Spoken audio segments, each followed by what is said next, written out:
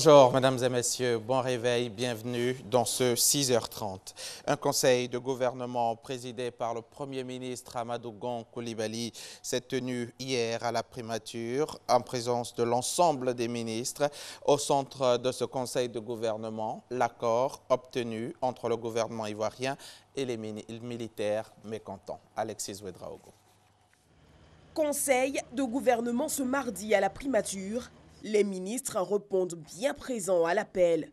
À leur tête, Amadou Gon Coulibaly, Premier ministre. Sujet phare de ce rendez-vous hebdomadaire, la situation sécuritaire dans le pays. Avant le Conseil des ministres demain mercredi, il s'agit d'apprêter dossiers et stratégies pour maintenir un climat apaisé et sécurisé pour les populations. Et toujours en rapport avec le mouvement d'humeur des soldats mécontents, le ministre chargé de la Défense, Alain Richard Donvayi, a animé hier une conférence de presse. Ministère de la Défense ce mardi, conférence de presse du ministre Richard Donvayi. Premier point, celui de la situation sécuritaire dans le pays.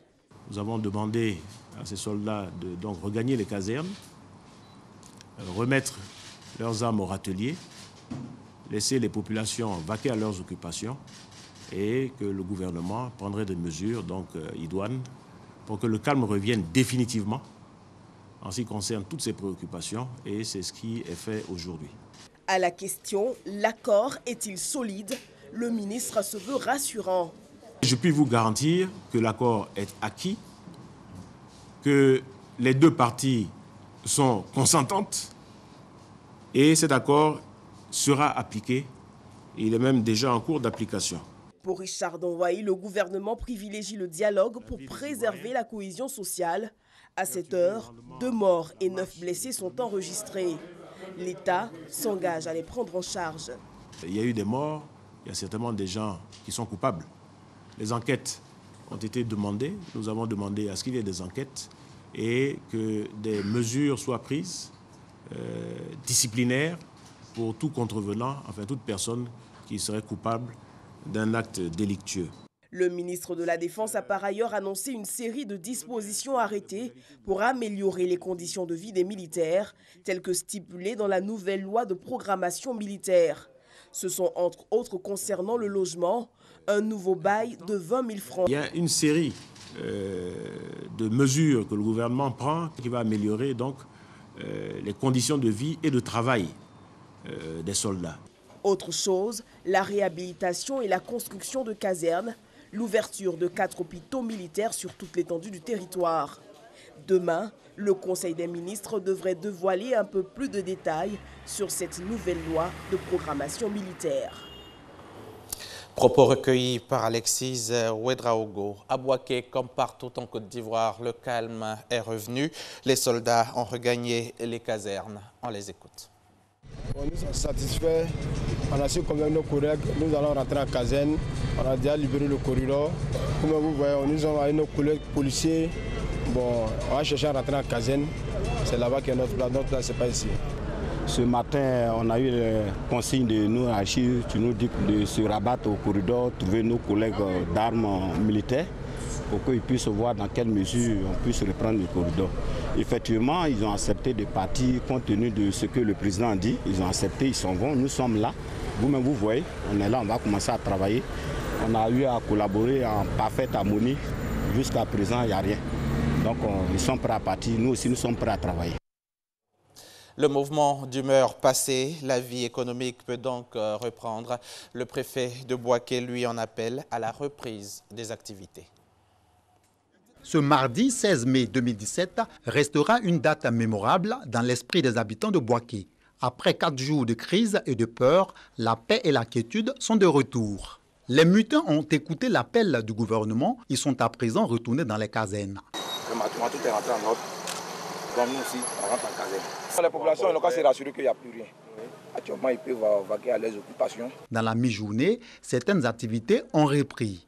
Pour consolider cette paix retrouvée et inciter les populations à la reprise totale des activités, le secrétaire général 1 de la préfecture de Bouaké, accompagné des commandants de la 3e région militaire et de la 3e légion de gendarmerie de Bouaké, ont visité les différents corridors de la ville avant de lancer cet appel. Nous sommes là pour dire aux uns et aux autres que demain, chacun doit être à son poste. En tout état de cause, nous allons visiter dès demain les services pour voir si effectivement les directeurs et chefs de service sont à leur poste. Ceux qui sont allés ailleurs, nous les invitons à rentrer. La paix est revenue à Boaké.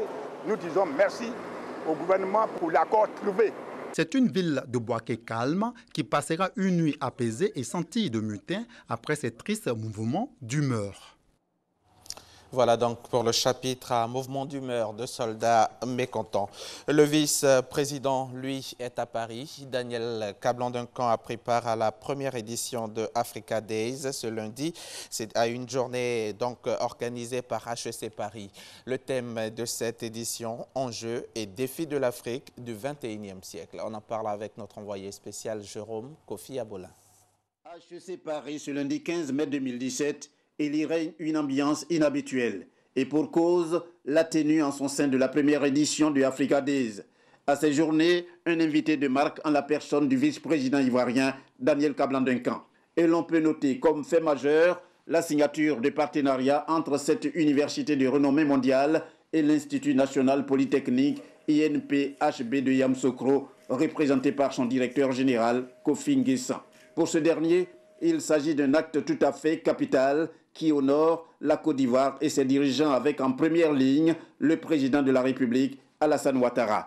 Le cadre choisi, la première journée de Africa Days, devant également toutes ces hautes personnalités, est une marque de confiance faite à l'INPHB, mais surtout à notre pays, la Côte d'Ivoire. L'accord qui lie désormais HEC Paris et l'INPHB de Yamoussoukro vise des objectifs divers, dont l'accès facilité de nos ingénieurs au cursus d'HEC, la mobilité des enseignants en nos deux institutions, la réalisation conjointe de projets de formation continue au profit des administrations et des entreprises, l'appui à l'SKE pour la réalisation de certains enseignements et la mobilité, bien sûr, des étudiants. Enjeux et défis de l'Afrique du 21e siècle, c'est le thème choisi pour soutenir ce qu'il convient d'appeler le grand débat, la table ronde qui en quelque sorte constitue le principal temps fort de cette rencontre. Avant d'y prendre part, le vice-président juge nécessaire dans son adresse au pupitre de rappeler l'opportunité de la formation de plus de 3000 cadres fonctionnaires à la suite d'une convention plus ancienne entre le ministère ivoirien de la fonction publique et le groupe HEC.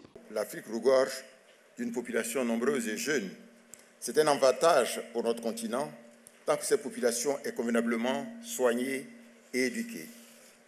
Je voudrais saisir cette occasion pour saluer la signature récente de la convention entre le ministère ivoirien de la fonction publique, la modernisation de l'administration, avec le groupe HEC pour la mise en œuvre d'un programme de formation de 3500 cadres fonctionnaires ivoiriens en management des administrations.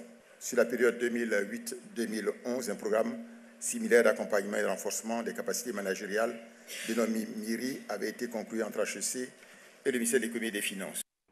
C'est sur le coup de 18h, heure locale, que le vice-président arrive dans l'enceinte du groupe HEC. Il y est accueilli avec joie par les responsables de l'école. Ces derniers le conduisent par la suite dans les différents compartiments de l'établissement, une sorte de visite guidée au terme de laquelle le vice-président entreprend une séance de travail avant de participer à la conférence proprement dite. Ici en Côte d'Ivoire, la ville de Séguéla a abrité les festivités de la 23e édition de la Journée internationale de la famille. Thème de cette édition, la politique nationale de la famille pour l'émergence de l'Ivoirien nouveau. Cette célébration a pour objectif de communiquer sur les valeurs fondamentales de la famille et faire un point des décisions prises et des actions menées en faveur des familles en Côte d'Ivoire. Cette commémoration a été organisée bien sûr par le ministère de la Femme, de la protection de l'enfant et de la solidarité. Abou Sanogo revient de Séguéla. Séguéla, capitale de la célébration de la Journée internationale de la famille en Côte d'Ivoire. Une célébration qui vise à démontrer l'importance que la communauté internationale accorde à ce maillon essentiel de la société qu'est la famille et sa situation dans le monde. À la place Madembe, les filles et fils du Worodougou sont sortis nombreux pour commémorer l'événement autour du thème « La politique nationale de la famille pour l'émergence de l'Ivoirien nouveau ». En commémorant cette 23e journée internationale de la famille à Séguéla, le ministère de la Femme, de la protection de l'enfant et de la solidarité a bien voulu communiquer sur les valeurs fondamentales de la famille et la sensibiliser sur les défis de l'Ivoirien nouveau pour l'atteinte de l'émergence. L'Ivoirien nouveau ne pourra se construire que dans la famille.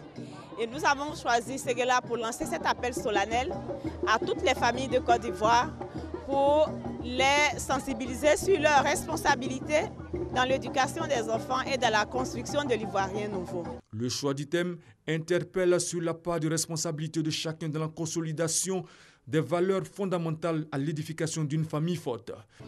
La situation de la famille n'est pas totalement réluisante, mais la Côte d'Ivoire peut se vanter aujourd'hui d'avoir créé un cadre de dispositions constitutionnelles et légales favorables à sa promotion et à sa protection. Nos efforts doivent donc aider à mettre en déroute les difficultés existantes. Nous travaillerons à lutter contre les tares et les antivaleurs qui détruisent nos familles. À Séguéla, les populations ont été sensibilisées sur les acquis en faveur des familles en Côte d'Ivoire. Le panel qui a eu lieu était très enrichissant. On n'a parlé que des faits quotidiens, la pratique traditionnelle qui n'a rien à voir avec la religion. Nous avons débattu de tous ces problèmes et je pense que les résolutions ont été prises lors de ce panel. C'est déjà formateur pour la population. Des visites et des dons de vivres à des familles démunies ont eu lieu dans le quartier Bakayoko de Séguéla. Reportage signé à Boussanogo. L'actualité internationale en bref. En Éthiopie, l'un des opposants incarcérés après les troubles qui ont endeuillé le pays l'année dernière a été reconnu coupable par la Haute Cour d'Addis Abeba. Jonathan Tesfaye, porte-parole du Parti bleu, l'une des plus importantes formations de l'opposition, était accusé d'incitation au terrorisme pour une série de posts publiés sur sa page Facebook. L'opposant nigérien Amadou Djibo, alias Max, est détenu depuis lundi 15 mai en garde à vue à la police judiciaire. Les autorités lui reprochent ses propos très critiques lors d'une intervention publique devant ses camarades de l'opposition. Mardi, son domicile a été perquisitionné. Et puis, pour terminer ce journal, à chaque jour, son scandale aux États-Unis après les révélations du Washington Post sur les informations classifiées transmises à la Russie. L'affaire Flynn, maintenant, plusieurs journaux affirment que le président a demandé au directeur du FBI d'enterrer l'enquête de l'agence sur le général Flynn. L'affaire est prise très au sérieux par les élus du Congrès. On se demande comment la Maison-Blanche va se